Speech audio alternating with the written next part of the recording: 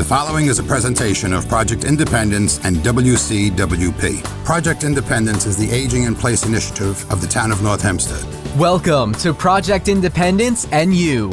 Good morning and welcome to Community Talk Radio. This is Project Independence and You on LIU Public Radio.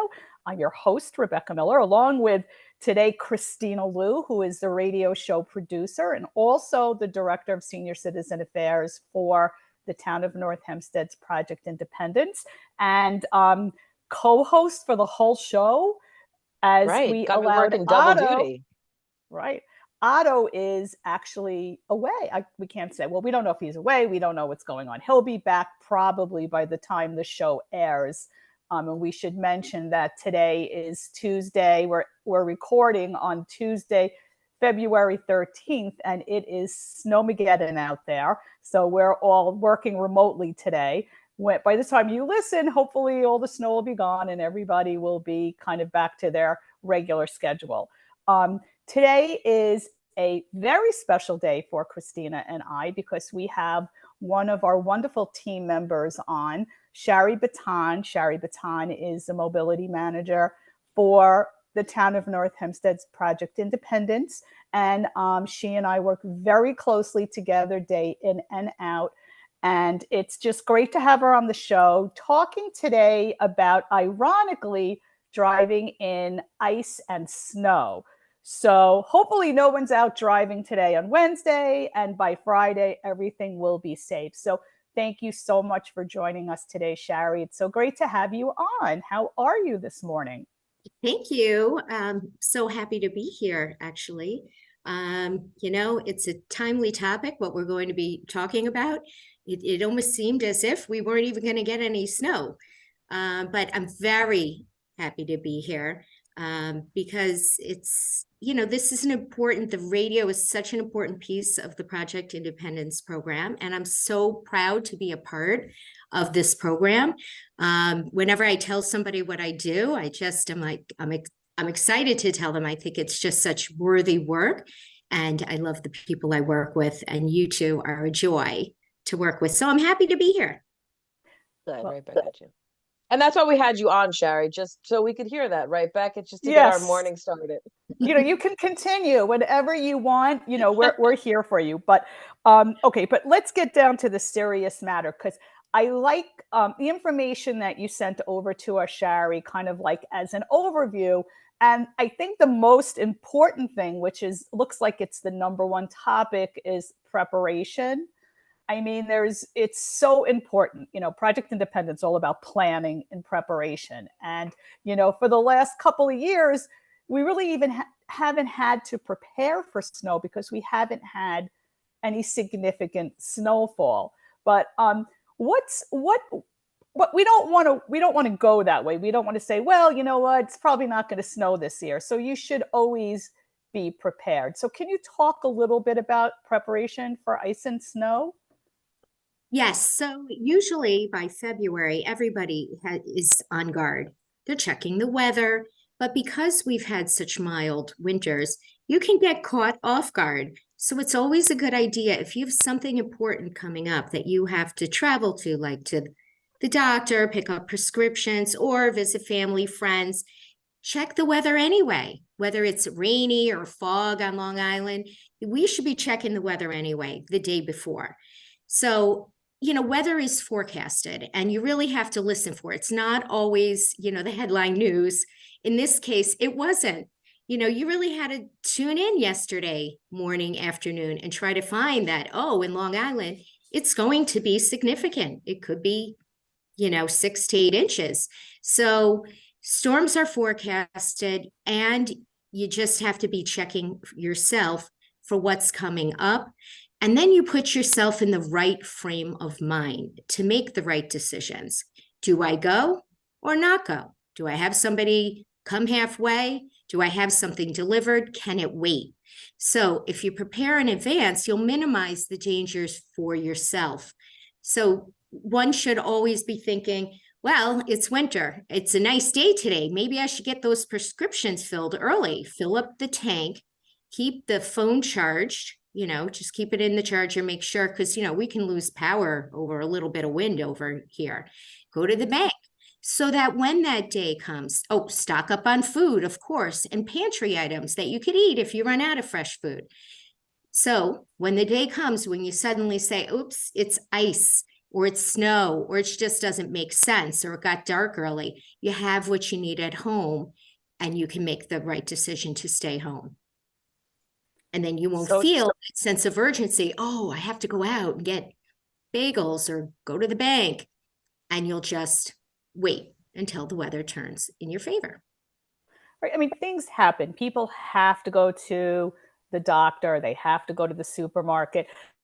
But I like what you said. Even if you hear there's a possibility of snow, if you might get that report 3 days ahead of time. So don't wait until the day before to go to the supermarket when everyone's going. As soon as you hear the possibility, get what you have to do, especially gas up, though, if the roads are bad, just stay home. It's not worth the risk. And what it is, it's worst case, the snow doesn't happen and you're just prepared anyway. And you just checked some stuff off, that you have to do.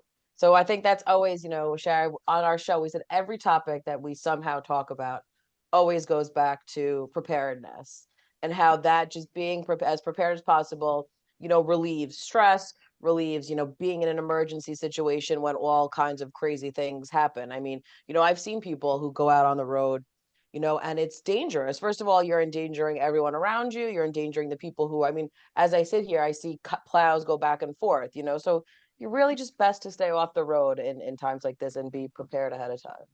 Exactly. It's just I don't want to say the irony. It's good.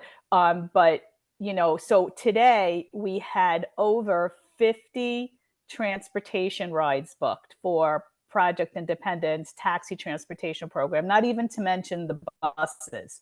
So a decision was made, as Chari knows, we were on the phone a lot last night, to cancel all taxi rides today.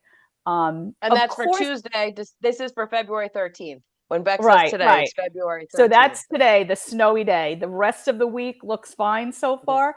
But yeah, so we were on the phone last night, which was a Monday night, and we had to run reports and call every single rider and let them know that the rides, it's not safe to go out. It's in fact, it's incredibly unsafe to be walking to the car, getting in a car, getting out of a car, being on a road, being in traffic. The plows need to have access. So we were on the phone last night. I mean, calling all the riders, and most were, I already canceled, or some didn't realize, which is surprising. But it's just funny that we're talking about this now, and that we plan. So Project Independence, we have a plan in motion. When the roads look bad, we get on the phone, we call everybody. It's not safe to be out. And I think for the most calls I made, either no one was unhappy about us canceling, and some had said the doctors had canceled. So things like that happen. It's just, preparing is so important, and that's why, even when you make appointments in February, kind of have in the back of your mind, there's always the possibility that whether there could be some nasty weather. Right. Well, so if you're preparing for the storms that might be coming in these months, you want to be ready. And some of the things to be ready are to, like we said, Chari, keep your phone charged, fill your gas tank, have an extra charger in your car, stock your car with things, because you can go out and get stuck. It happens. Roads get years ago. But if you have some things in the car, some snacks, blankets, some things in the trunk, some abrasive material, just in case, a piece of cardboard in case you get stuck and you want to get out of a rut, traction mats, sort of thing, flashlights, gloves, paper towels, because sometimes you get some schmutz on the window and it makes it very difficult to drive safely, booster cables, all those things for safety, like flares and triangles. And then there's the issue of maintaining your car. You want to have a car that's safe for the winter months, so you have to maintain it, make sure there's enough fluid in the wipers, area. Your tires have to be properly inflated, and so on. And then I have some tips that if you absolutely have to get out, because winter is long, and at some point, once the driveway is cleared, you will have to get out. It is important to clean off the entire car. Don't be one of those people that drives with the snowbank on the roof that could fly off and obstruct the view or frighten other drivers to the point where they could get in an accident. So I have props. Ooh. I love my extendable. It's very long. So those listening, Chari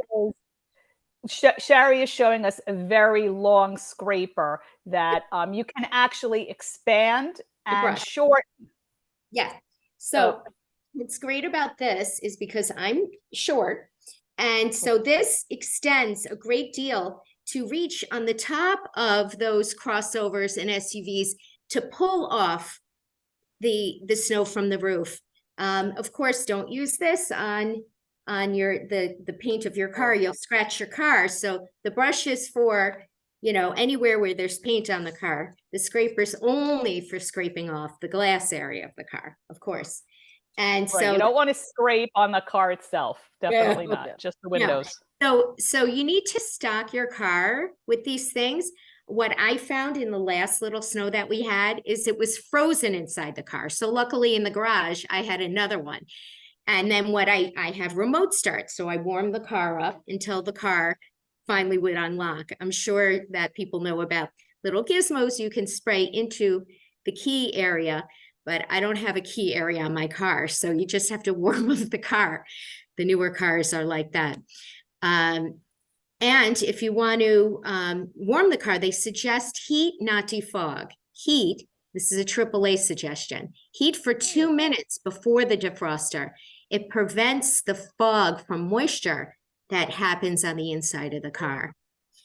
Also, that's good to know. Yeah. That's quite a golden nugget, Chari. I'm going to write that one down. That's, you really just dropped something, a new little thing. And then, of course, you don't want to warm your car up in the garage because the carbon monoxide can enter your house, and that's terribly unsafe. And if there is a great amount of snow that is covering your exhaust pipe, you have to clear away the snow completely before turning the car on, because otherwise that the carbon monoxide could go into the car, and that's also a danger. You want to make sure that you check your mirrors and your little sensors all around the car. So it's something that I forget about. And then I get in, I go to reverse and I can't see because the little camera. So while you're going around the car, maybe take a little paper towel in your pocket and just wipe those little areas, the sensors, so that you can, it'll beep appropriately rather than beep, beep, beep, beep, beep. You want to beep when something's actually there, not just because it's, visually not clear. And then while you're doing that, your mirrors are very important, your side view mirrors. And then you want to make sure they're, of course, adjusted in a way that you see the lane next to you, not your own car. You want to see oncoming traffic. You don't have to see your own car. Do I have a little time to continue? Yeah. Okay. Sure. So, when you're backing out at first, you want to clear, of course, a path. And you might have to rock a little bit, but your traction is best just before the wheels spin. So that very slow motion is probably what's going to get you out of your rut. But the more you spin and put your foot on the accelerator, the less likely you're going to get out. And of course, if you put anything for traction, like a piece of cardboard, a rubber mat, some sand, just make sure nobody is behind you, because as you spin your wheels, something could shoot out behind you and hurt somebody. And spinning will only dig you deeper. So hopefully you can clear as much snow behind those tires before you start. Once you're on the road, and this is only if you have to, you want to drive at a speed that matches the conditions. And if you're uncomfortable or suddenly a whiteout, you want to pull off the road to a safe spot. could be parking lot, side of the road is not always the safest spot. Also, you want to keep your distance because your stopping time in cold weather, it takes a lot longer to come to a complete stop. So rather than following the car in front of you that's 2 or 3 car lengths, which is kind of typical, increase it a great deal, maybe 8 to 10 car lengths, and drive slow if you want. Put your hazards on so people know, stay away from me, I'm driving slow. And by the way, stopping distance on ice at 0 degrees is twice the amount of time required if it was 32 degrees. So it really is important. So you mean the distance between the car ahead of you, right? That You and the distance. car ahead of you. Always keep a good distance, yeah. And you want to drive in the lane that's been most recently cleared by the snow plows, right? But the middle lane is usually the safest in general when you're driving on 3-lane roads, 4-lane roads. You want to stay in the middle, but you want to stay in the one that's been cleared most recently to maintain control. And you might want to think about whether driving at night is necessary. It's just, for those who are older, vision and glare it's more difficult over a certain age. So you want to keep that in mind, that maybe you want to just get everything done earlier in the day in combination with decreased visibility from snow and so on. Right. I always like to mention too So that if you have to drive in the snow, if you must go out, we really hope you don't. Make sure, especially if you're alone, make sure someone knows that you've left the house and where you're going, and then this way, you're accountable to someone too. We actually are going to take a quick break. After the break, we'll continue talking about driving in ice and snow with Chari Biton, Mobility Manager for Project Independence. You're listening to Project Independence in You on LIU Public Radio. Take WCWP with you wherever you go with the WCWP app. Listen live 24/7 to all of our streams, all from one app. Plus, call the studios directly from the app and visit our social media. Download the app through the iOS App Store on Apple devices or the Google Play Store on Android by searching WCWP Radio, or visit WCWP.org for links. The WCWP app, available now on iOS and Android devices. Welcome back to Project Independence in You. I'm Rebecca Miller, along with, of course, Kristina Liu. And we are talking today about driving in the snow and ice with Chari Biton, who is the mobility manager for Project Independence. And just before break, we were kind of reviewing all the really important ways to prepare for snow and ice. And I think the best way to prepare is not to go out at all, in my opinion. But I do like that they make a lot of things today to get the snow off the car. And, Chari, you pointed out you're a little shorter. You're not that short. But to have those longer extended ice scrapers that have the broom on the end, and they have a little arch in it too, but they're pretty much like the length of a broomstick, say. So you really can get all that snow off the roof, because it is startling if you're driving and snow is coming off the car ahead of you. I think we've all been in that situation. So it is startling. I've been behind that person and you're like, jump, because it's just like this boulder comes flying off the car. Right, right. It is really dangerous. So Chari was just demonstrating before for those that are listening, but those that have, watching, I don't know if you got to see that either, but so let's continue. Right before we took the break, we talked just about just make sure somebody knows if you're going out on the road and the weather's bad, and just so that it's accountable to someone. What else? What are some other great tips about being safe in ice and snow? I just want to add to the rooftop. Sometimes people clear off the snow and they leave this thin, crusty layer because they don't want to scrape and scratch the roof of their car. So what they should do, you shouldn't just drive with that, because that is a projectile. That thin layer still will fly off. You need to warm your car up for a long extended period of time, and then it will melt that layer of ice until you can push it off with the brush. Because otherwise you have what Kristina says, it just flies off at you. It's not just the mountains of snow, it's also the thin layer that if you could get that off, you're being more considerate to everyone else as well. But yeah, there's there's all kinds of tips. I'm from Buffalo, and there's a lot of things we used to do, but it's different up there. You have people to go out and clear your snow. Clearing it yourself is difficult and dangerous for many people who have heart conditions and such. So part of staying safe is clearing, your pathway to exit your driveway. So I just want to talk about snow shoveling for a minute. Some people say go out sooner and shovel and then go back again and again. But a snowfall like this, you're going to be out quite a bit doing the same thing over and over. If you can prearrange for somebody to clear your driveway and your paths for you and have them on your cell phone to just call up. Landscapers do it. Your neighborhood hardware store has referrals very often. So if you arrange in advance, you don't even have to, you just say, come on over to this address, take a look at my property, let me know how much it would be. So when the snow comes, I want to call you. So this way you've arranged a price in advance and you're not subject to whomever comes around and whatever they're charging. And also maybe have some salt by the door outside with a little shovel or a bucket so that you could throw it ahead of you. So as you step out, you're not taken down by some slick black ice. And then you can also take that bucket and throw it in front of you to start breaking up the ice. Because of course, after you shoveled, what happens? There's that thin layer, and that becomes a hazard for weeks until it warms up or it melts. So you want to, do what you can.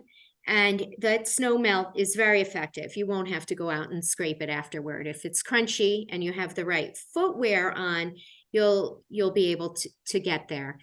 So in Buffalo, they have people who come with, you put these poles up so they know the ends of your driveway. And it's kind of like you would have a gardening service. You have your snowplow service. They just come. You don't have to call them. And there are a couple services in Long Island like this that you can contract in advance, and they come when it snows. But just keep in mind that if you have those poles with the little, highlighted ribbons, then when the snowplow truck comes, they know not to tear up the sides of your lawn.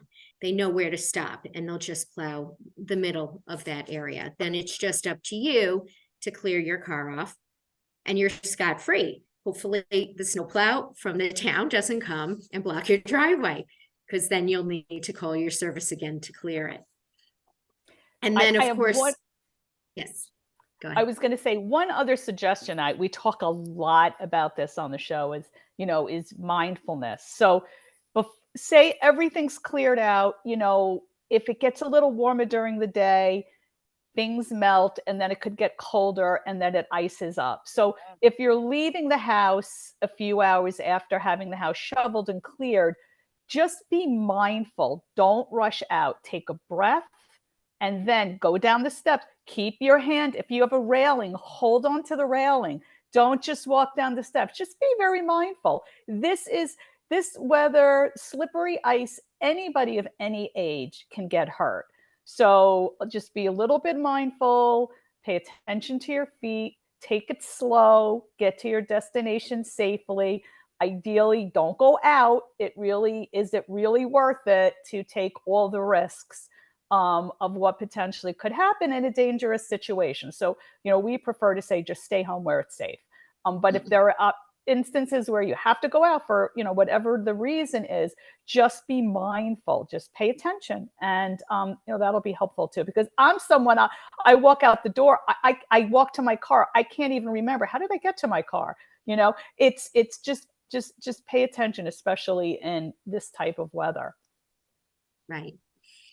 Yeah, there have been times where black ice, it wasn't even a lot of snow. It was a thin layer, and so many people had injuries.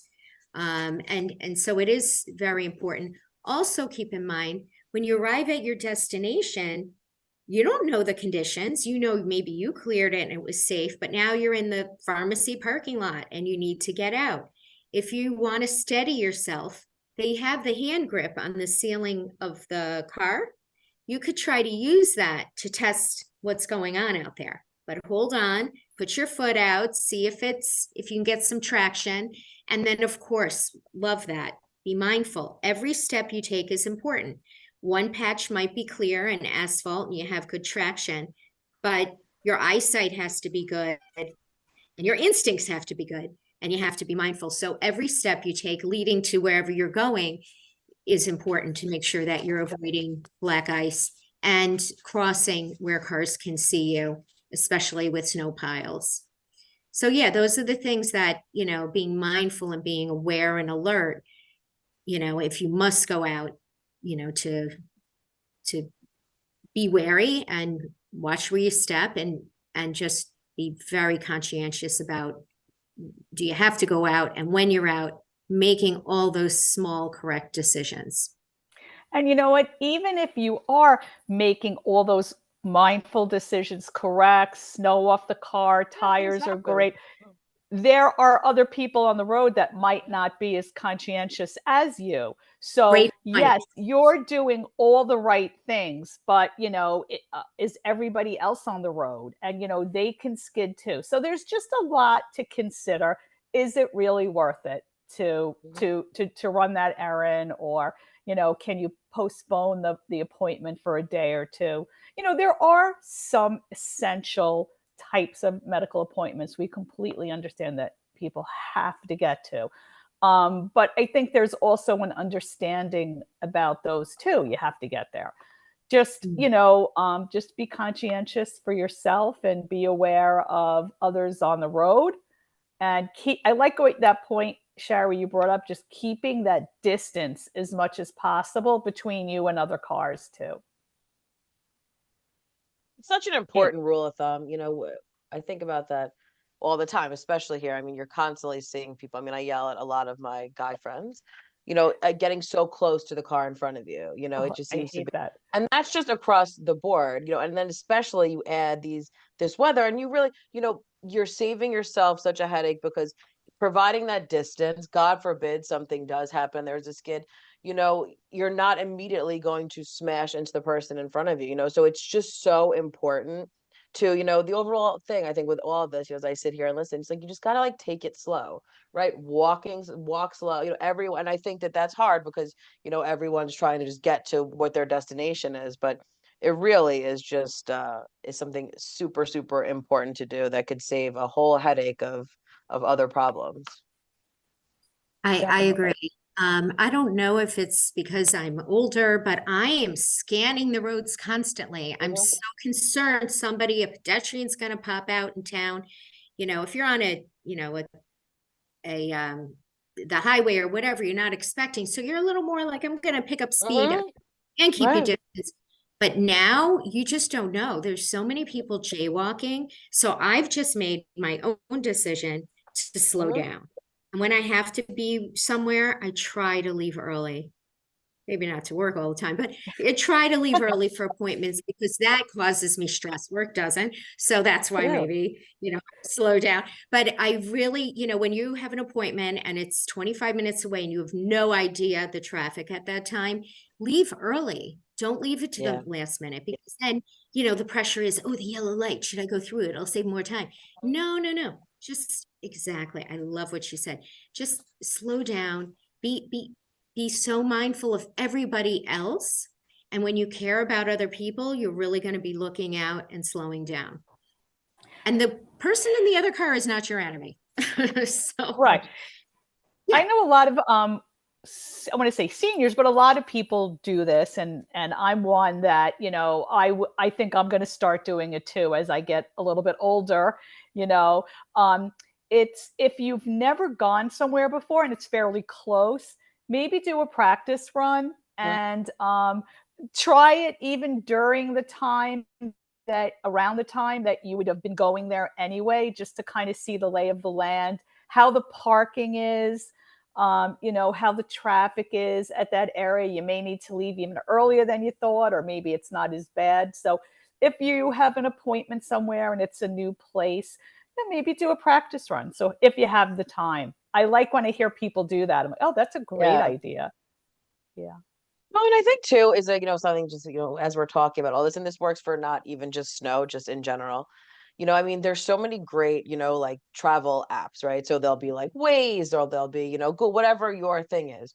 And I always, because I know for myself that I said, all right, let me just like check and see, because you don't know where there might be an accident or something's backed up, so just to get that kind of idea. I mean, there's so many times that I'm leaving for work and I'm like, I don't know what it's going to hold for me, like what is going to be going on. So I put on Waze, and I'm like, okay. And then there's a lot of times that there is something that I had no idea was blocked off or causing a lot of traffic, so I'm able to avoid that. So I always vote to like do a quick little run through before go, especially when it's a high, I'm driving during rush hour. So it's so important to really just get that little tidbit in.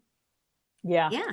And Definitely. also with bad weather, sometimes they close off roads because a Right. tree branch is down. Mhm. So you're saving yourself time and angst if you just check that out first.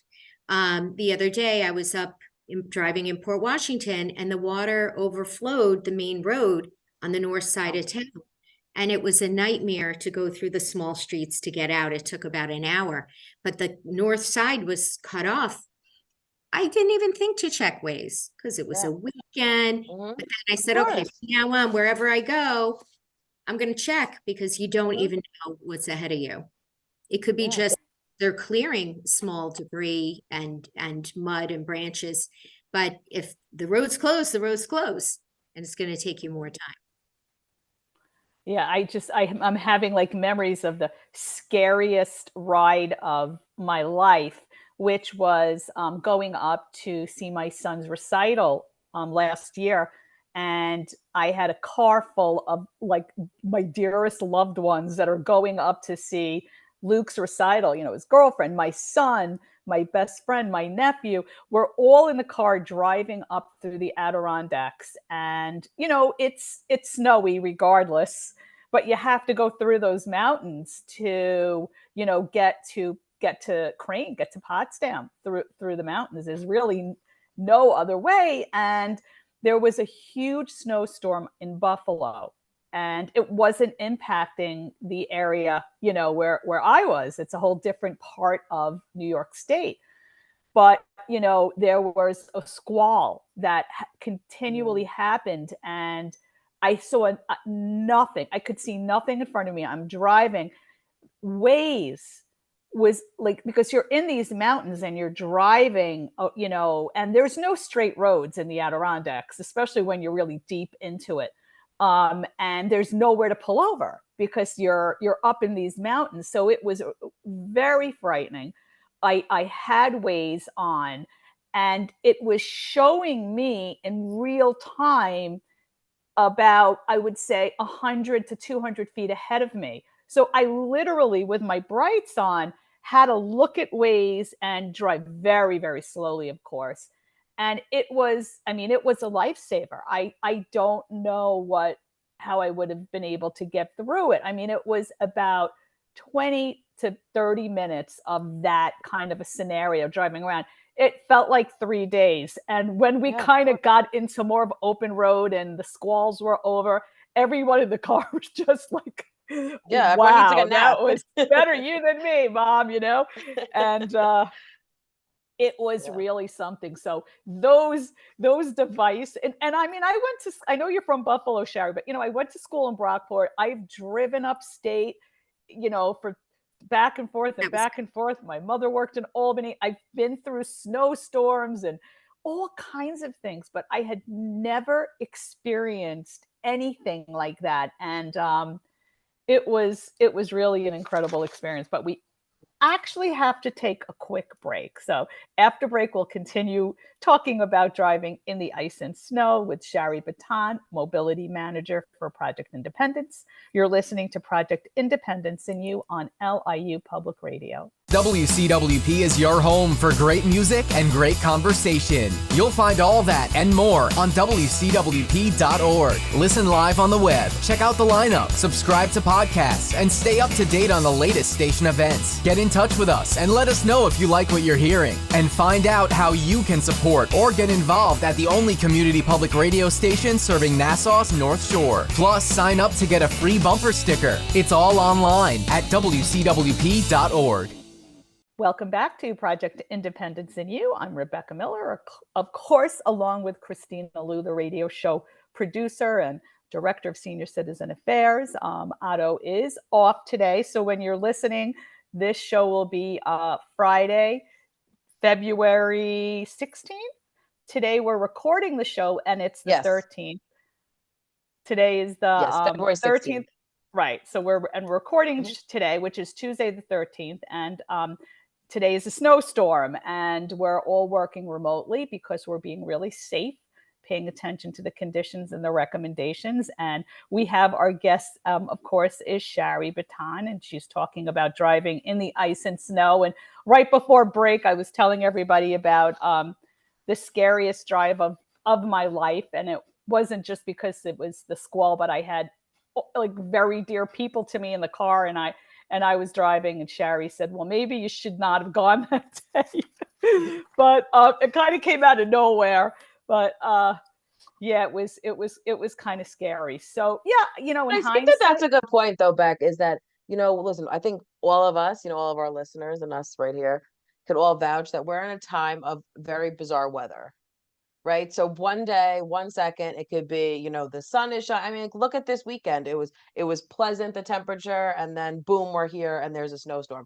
So I think, it really shows, when Chari named how important it is to keep these essential things in your car, because you just never know. Right. And this goes for not just snow. I mean, we've all been driving when a rainstorm hits or something. I mean, there's these crazy, weather anomalies that occur all the time. And to your point, Kristina, too, which was, having Waze or having something. Right. Now, I was lucky that it was working because it was, and it worked the entire time. Because if it hadn't worked, I think I would have, just crawled there, like maybe 2 miles an hour until, we got somewhere, because there was a lot of backup behind me too at that point. Also, you had probably a good stand. So you planned in advance that you're going to be hands-free in a way that you could see the Waze and navigation. And that was smart. The old navigation pieces used to sit on the dashboard.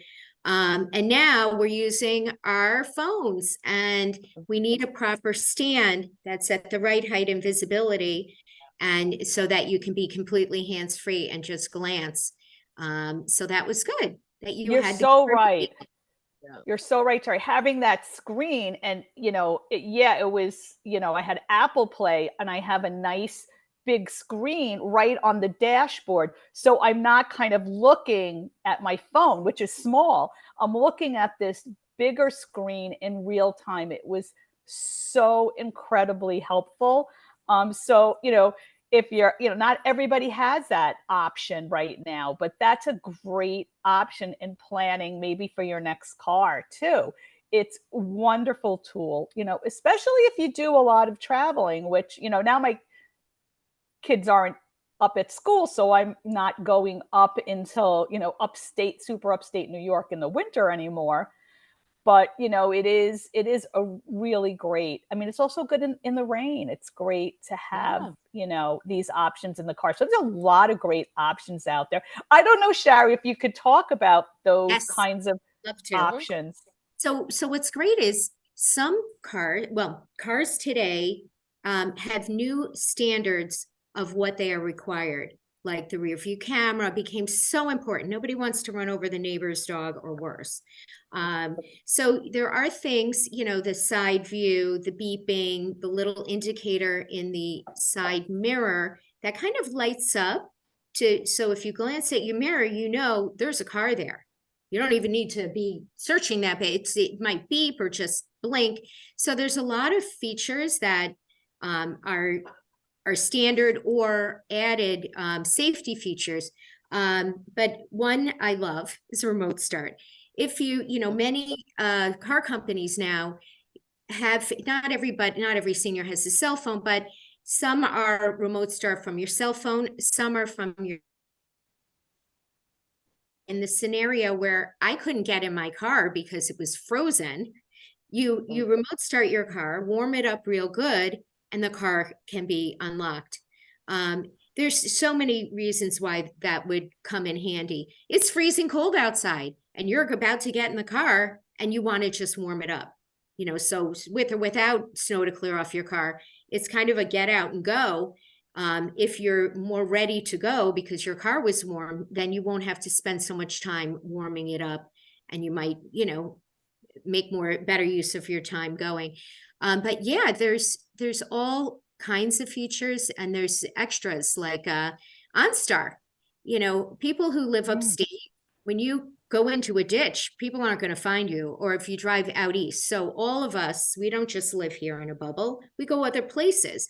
And if you should happen to go off the road or in a place where people can't see you, OnStar could automatically send a message, or talk to you in the car. Are you okay? Should we send an ambulance? So things like that. I don't know if the brand OnStar is still in business, but I just remember that name. There's probably other companies. I think it is. There too. Yeah. And even if you have an older car, you could do aftermarket add-ons. My parents did that. They love their older cars. So they don't want to change car. They like the comfy seat and they got used to it and it's paid for. Why start over? So you can do the add-on remote cameras. You can do the clip-on mirror to add visibility and give you kind of a wide angle view of everything behind you. There's different things that you could do. You have to start with, okay, what isn't working for me? What do I want to improve on? And there's car shops that sell accessories. And most importantly, this is not a tech item. Your tires are like your feet in the car. If the tires aren't good and they don't have a proper tread, you could put a quarter in your this is what the AAA car fit to see if the tread has worn off. You're going to see almost the whole quarter. If it goes down in where you can't see, the president's head on the coin, then you have a nice, good tread. So pay attention to that. Nobody wants to spend extra money, but the reality is if you need new tires, you gotta, that's investment you can't ignore. It's for your safety. There are snow tires and things like that have little, not spikes, but they add more little metal pieces that help add traction when you drive. So not everything is high technology, but just staying on top of what you need to, all the fluids, everything's in working order. Don't ignore your warning lights. If something isn't working, you have to take the car into the shop. Yeah, great advice. Great advice. I think we do that in life too, like when you have a little pain somewhere but you make the radio a little bit louder, so you don't hear that banging going on. We do that with like our bodies too. So it's probably a good idea as soon as you feel something, just to kind of look into it. And you might be surprised. It might be just a glitch, but it might be something in there that just needs a little tweaking. But such important information. And, of course, part of kind of driving and going places when unfortunately the weather is bad is also preparing yourself for coming in and out of the car. It's windy, it's tricky out there, being prepared for all your gear. I don't know if you could talk a little bit about that in terms of being a pedestrian too in ice and lighting, snow. right? Being visible. Yes. Okay. So everybody, we say pedestrians, look out for pedestrians, but we are, as drivers, we're pedestrians because the minute we get out of our car and we're on roadways, walking to the sidewalk or crossing streets. We are the pedestrians. So this really applies to all of us. There's different aspects of this. First, I guess I'll address walking on snow as a pedestrian.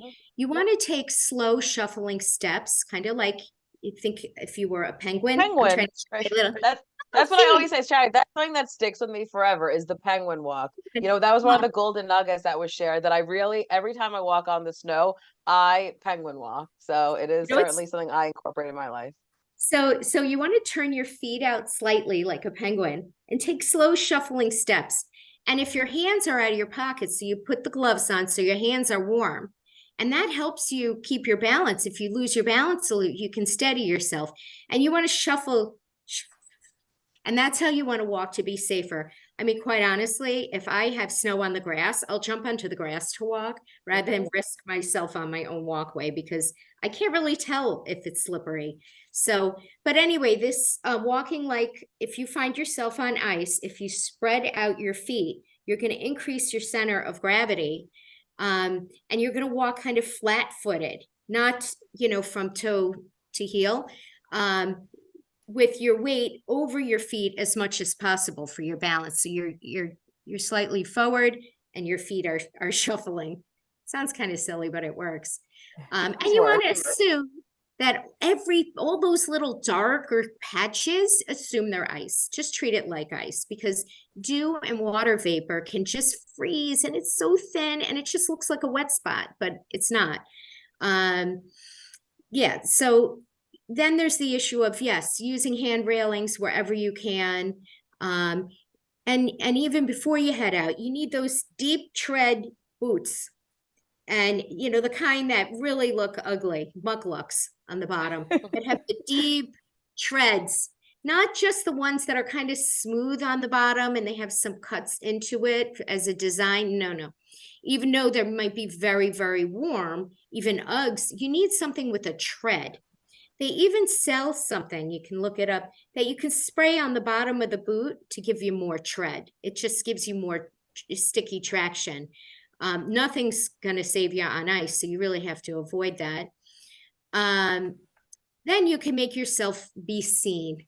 One of the reasons why pedestrians get injured and out in the community is because people can't see that they're there.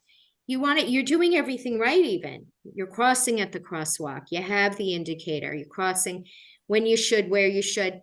But somebody doesn't see you because your clothing is dark. It's dusk out. Other people have vision issues too, or maybe they were distracted, with their own technology, either in the car or handheld, or someone in the car can distract them. And for all those reasons, you need to make yourself visible. How do you do that? You can buy things like reflective gear, a reflective jacket, things with piping, stripes, vest. People walking dogs, as you know, they're visible because they know what a hazard it is to be out, and they have to be out. So you can't see anything except the moving lines. And then you say, oh my gosh, I got to slow down and look for these people. In some communities, people are walking for religious reasons and they're wearing reflective gear. So why shouldn't we? You go somewhere, it suddenly gets dark. You need to have something with reflective gear. Your shoes, sneakers nowadays, they have trim on them. Pick one that has something reflective on it. Buy at the 99-cent store or a hardware store, 3M reflective tape. It's the same material that's used on traffic signs. When light hits it, it lights up so you can see it. So it's very worthwhile. You take that trim, you put it on the grandkids' bikes, you put it on their coats, you put it on your jacket, your purse, and helps to make yourself be seen. Is that what you wanted me to address with pedestrian safety, or keep going? Okay. Yeah, if you whatever you have that's helpful. And especially in this kind of weather too. So following this kind of weather, they're going to be clearing out parking lots, big lots. There's nowhere to put the snow, so they pile it up on the edge of the road. So when you are driving along in town, it's very hard to see. So we need to slow down and look for people. But people then are climbing over snowbanks to cross mid-block, and that's dangerous for anybody to do. We don't certainly recommend that. I mean, you want to find an opening where you can cross, right? But then you have to look out and make sure a car can see you. So there's all these things to consider and of course, if there's an area that you can't cross, you can call the town of North Hempstead main line and report that it's either, it could be a town or village responsibility to clear that pathway, that sidewalk opening to the street, or it could be the commercial building responsibility or the school's responsibility, depending where you are. And all you have to do is call and they will help to report it to the correct municipality or owner of that property so it can be cleared. When walking in town, a lot of these brick pathways that are so pretty when the weather's good, they create this frozen, uneven, hard to scrape the ice off surface. So it's very difficult to manage in those areas. So take a look. If it doesn't look good heading up that path, don't go. Get your business done somewhere where it's safer for you to walk. Chari, so and I just want to chime in. I just want to quickly chime in because I know we are rapidly running out of time. And for anyone that's listening, if you want to, in addition to obviously Chari giving great presentations on this, she is our mobility manager that oversees our extremely successful transportation program. So you would just call 311 or 516-869-6001 to talk to Chari or to even book a ride. In 2023, there was over 27,000 rides, which just shows how busy Chari is. So I just wanted to make sure everyone knows that in addition to all this, she really does an amazing job. She's the travel agent of the town of North Hempstead. So it's really important to call the 311 to reach her. Thank you. Want to make sure I got that in. And it's important when you are booking a ride through the town, or if it's an Uber or Lyft or private taxi in our town or anywhere, to leave enough time. Book yourself enough time, a half hour, 45 minutes. So this way you can get to where you're going more safely and you're not rushed. And if you're an older person and retired, think about traveling non-peak hours, because if you're traveling during rush hour, you're competing with everybody going to work, the schools, traffic, a lot of other people using taxis. So there'd be fewer taxis. So try to keep those rides and food shopping trips for those non-peak hours. We really want to thank Chari Biton from Project Independence for talking to us today about driving in the ice and snow and providing all these tidbits. Chari is not only a colleague and a major part of Project Independence, but a very dear, dear friend. And I'm just glad to have her on. We also want to thank everybody for listening and joining us today. You're listening to Project Independence in You on LIU Public Radio.